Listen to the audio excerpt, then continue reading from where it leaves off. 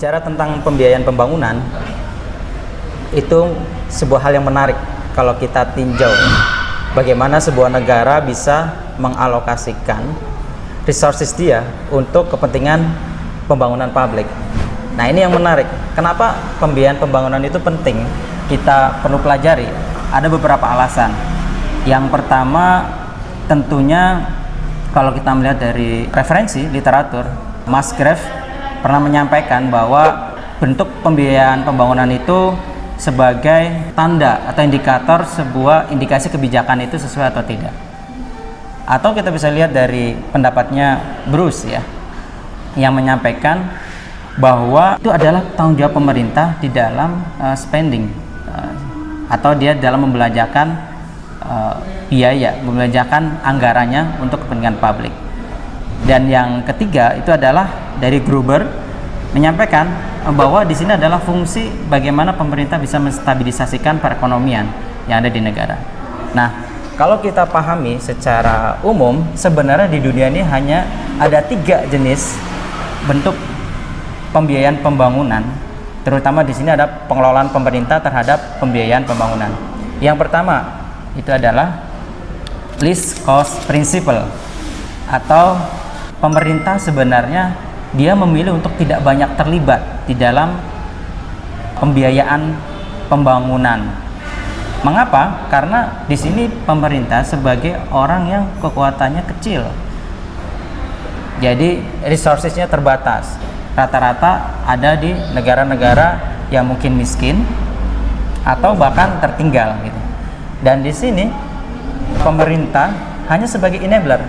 Karena dia hanya meregulate, hanya mengatur swasta-swasta itu dalam mengalokasikan anggarannya, sehingga nanti masyarakatlah yang akan menerima manfaat dari proses pembiayaan tersebut. Itu yang pertama. Tapi tidak menutup kemungkinan juga itu ada model yang kedua, yaitu adalah government know best, atau pemerintah tahu yang terbaik gitu ya. Kenapa tahu yang terbaik? Karena dia memiliki kekuatan.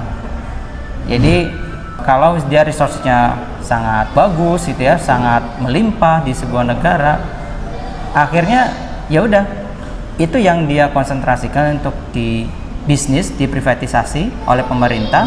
Nah, setelah itu hasil dari laba itu dia gelontorkan untuk masyarakat.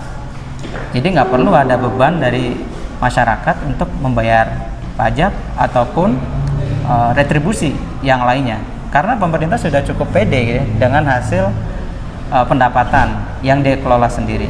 Atau ada opsi yang ketiga modelnya, yaitu adalah proportional proportion principle. Jadi bagaimana pemerintah itu dia memberlakukan cara proporsional antara enabler dan provider.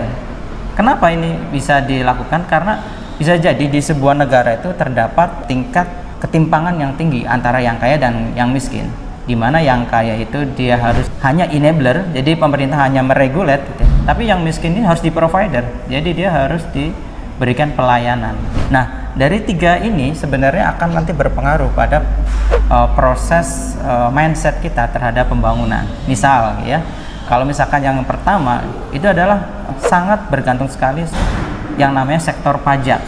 Karena mau tidak mau pembiayaan pembangunan itu adalah bentuk patungan ya, patungan dari masyarakatnya yang memang membayar ke pemerintah, sehingga masyarakat merasa punya hak.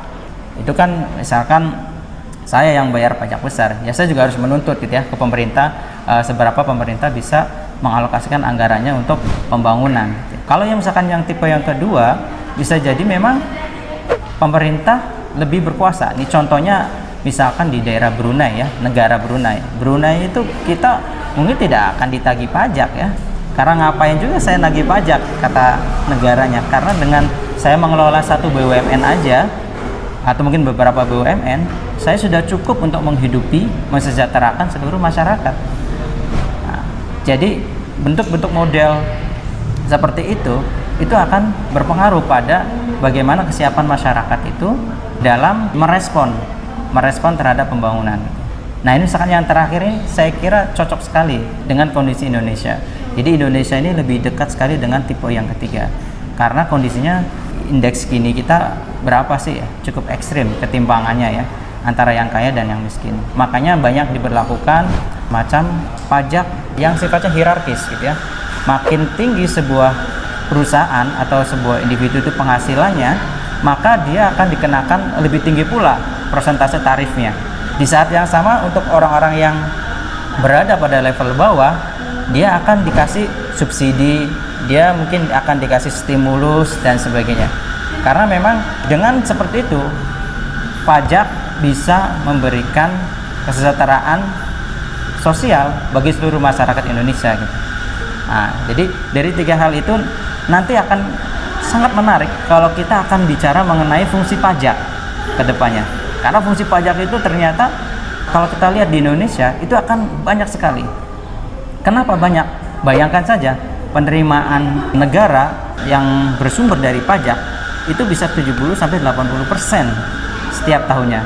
Jadi perlu kita pikirkan kalau misalkan pemerintah itu dia gagal mengelola pajak, dia gagal mengatur bagaimana agar ini bisa diterima oleh masyarakat, maka bisa jadi penerimaan negara itu akan loss dan itu akan menimbulkan hutang ya. Pemerintah harus berhutang kepada lembaga-lembaga internasional ataupun yang bersumber dari masyarakat yang ada di negara tersebut. Seperti itu paling sharing singkat kita mengenai pembiayaan pembangunan. Akan sangat menarik kalau kita akan tinjau lebih dalam untuk pertemuan-pertemuan selanjutnya. Ya, terima kasih.